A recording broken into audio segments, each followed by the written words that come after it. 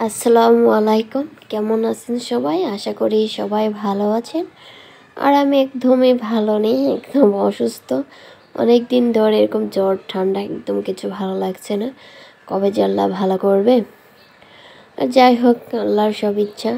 কারণ অসুস্থতা না হলে বোঝা যায় না যে সুস্থতা কতটা নিয়ামত আল্লাহর। আল্লাহ যা করে ভালোর জন্য করে, এটাই। আজকে একটু লাউ শাক রান্না করব। আমার আম্মুকে বলছি যে আম্মু আমার জন্য লাউ শাক নিয়ে আসো। জ্বর আসছে, খাবার দাবার কিচ্ছু ভালো লাগছে না, একদম খাবার দাবার ছেড়ে দিয়েছি, কিছু খেতে মন যাচ্ছে না। পরে বলছি যে আচ্ছা লাউ শাক নিয়ে আসে, তো ওই যেভাবে খাবি একটু রান্না কর। পরে বললাম ঠিক আছে, লাউ শাকগুলো একটু তুমি ভালো করে সিদ্ধ করে নাও, তাহলে কিন্তু ভালো করে খেতে পারবো। এবং শাক রান্না করব, শাক ভাজি করব। পরে এখন লাউ শাকগুলো ভালো করে আমি সিদ্ধ করে নিয়েছি। আর এখানে কিন্তু আমি আগে থেকে যে পেঁয়াজ রসুন এগুলো ছেঁচে নিয়ে রেখেছি, এগুলো কিন্তু এখন বাগার দেব।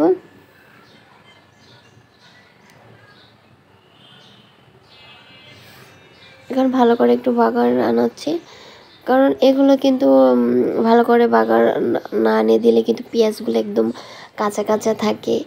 এ কারণে কিন্তু পরে বাগার দিব ভালো করে।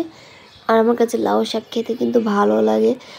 আর একটু ঠান্ডা ঠান্ডা জ্বর জ্বর একটু ঝাল করে কাঁচামরিচ দিয়ে এরকম শাকগুলো খেতে কিন্তু অনেক ভালো লাগবে।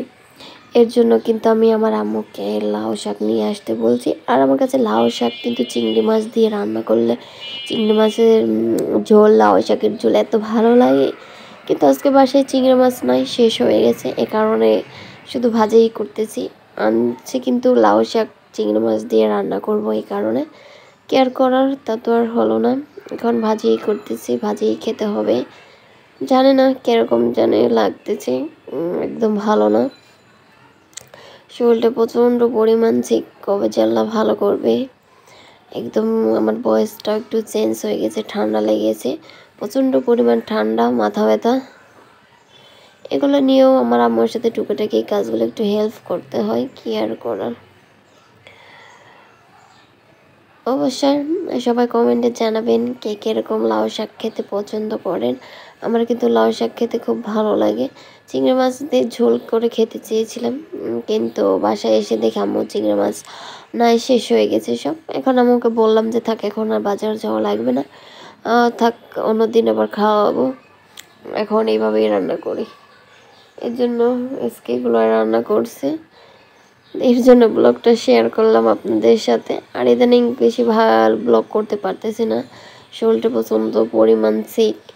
এ কারণে অবশ্যই সবাই কমেন্টে জানাবেন এরকম গরম গরম ভাত দিয়ে আর শাক খেতে কে কে পছন্দ করেন। আমার কিন্তু গ্রামে যে আমাদের শাক হয়, এই শাক খেতে অনেক ভালো লাগে, কিন্তু এখানে তার ওগুলো পাওয়া যায় না। এর জন্য লাউ শাক নিয়ে আসছি, অনেক সুন্দর হয়েছে দেখেন। সবাই আর কি খাবার জন্য দাওয়াত দিলাম, অবশ্যই খেয়ে যাবেন। সবাই ভালো থাকেন। আমার ভিডিওটা দেখে ভালো লাগলে লাইক কমেন্ট শেয়ার দিয়ে পাশে থাকবেন।